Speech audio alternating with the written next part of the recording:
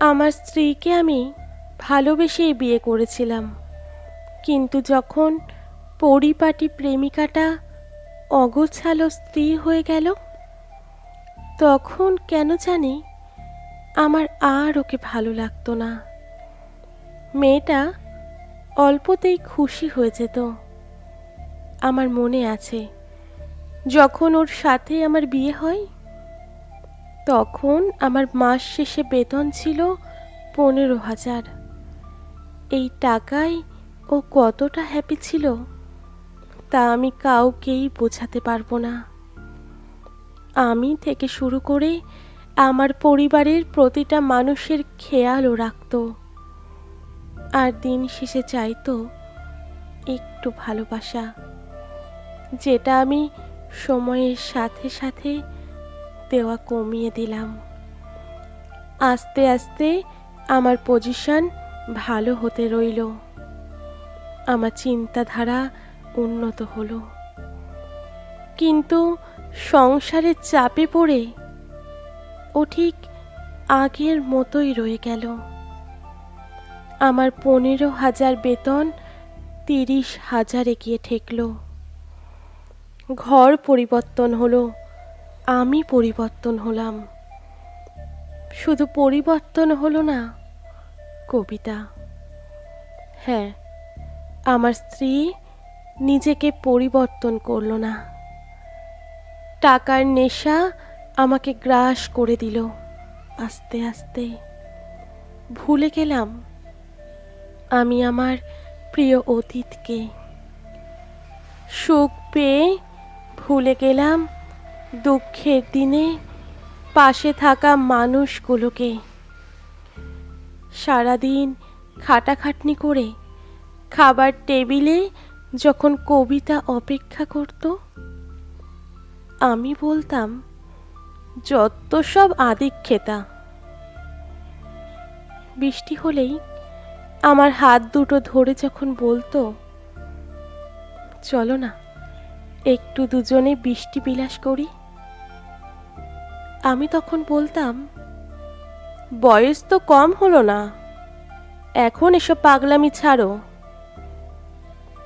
মাঝরাতে যখন পিরিয়ডের ব্যথায় কুঁকড়ে উঠত, আমি নাক সিটকে পাশের রুমে ঘুমোতে চলে যেতাম।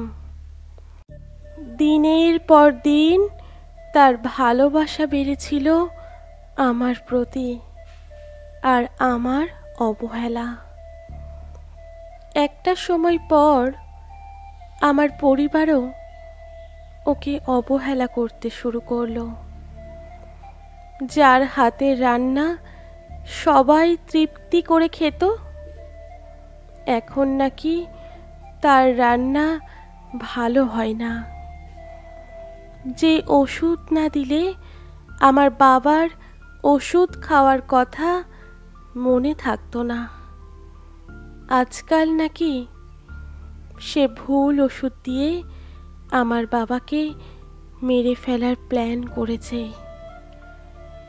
একটা সময় আমাদের বাড়িতে থাকার মতো কোনো সম্বল খুঁজে পেল না কবিতা, তাই সরাসরি বলেই দিলাম, আমি তোমায় ডিভোর্স দিতে চাই।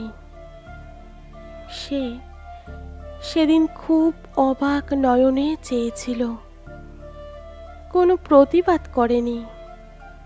হয়তো সে বুঝতে পেরেছিল তার এই বাড়ির প্রয়োজন ফুরিয়েছে। তারপর সেই অনাকাঙ্ক্ষিত সময় এলো, যখন কবিতা আর আমার ডিভোর্স হবে। সেদিনও সবটা কি সুন্দর করে মেনে নিয়েছিল, কোনো প্রতিবাদ করেনি। এমনকি খরপোশের টাকাটাও দাবি করল না। উকিল যখন বলল যে কেন টাকাটা নেবে না, তখন ও বলল, যে মানুষটাই আমার হয়নি, তার টাকা দিয়ে আমি কি করব? ওর বাবা সেদিন আমায় একটা কথা বলেছিল, ভগবান দিয়ে ধন দেখে মন, কায়রা নিতে কতক্ষণ। কথাটার মানে সেদিন না বুঝলেও আজ ঠিকই বুঝতে পারি। 3 মাসের মাথায় মিথ্যা অপবাদে আমার চাকরি চলে যায়। বড় বোনটাকে মাঝে মাঝেই তার শ্বশুর বাড়ির লোকেরা মেরে ধরে আমাদের বাড়িতে পাঠিয়ে দেয়। বাবা ভুল ওষুধের রিয়াকশানে আজ বিছানার সাথে মিশে আছে। মা প্রায় আজকাল তরকারিতে নুন হলুদ এগুলো দিতে ভুলে যায়। আর আমি উন্নত মানের চাকরি থেকে ফুটপাতে ছোট্ট একটা ফুলের দোকান নিয়ে বসে আছি।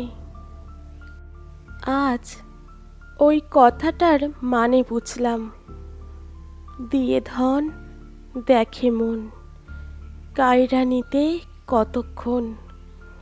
লুকিয়ে খোঁজ নিয়েছিলাম কবিতার।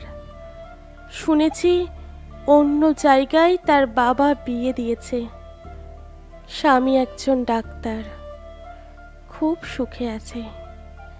খুব ভালো ভাগ্য সেই মানুষটার, যার সাথে কবিতার বিয়ে হয়েছে। গেছে মাসে নাকি তাদের একটা মেয়েও হয়েছে। সে সুখের আশা করেনি, তাই তার এত সুখ। আর আমি সুখের আশা করে মানুষকে অমানুষ ভেবেছি, তাই আজ আমার এই পরিস্থিতি। তাই তো বলে, শেষ হাসিটা তারাই হাসে যারা নিজেকে নয় অন্যকে ভালোবাসে।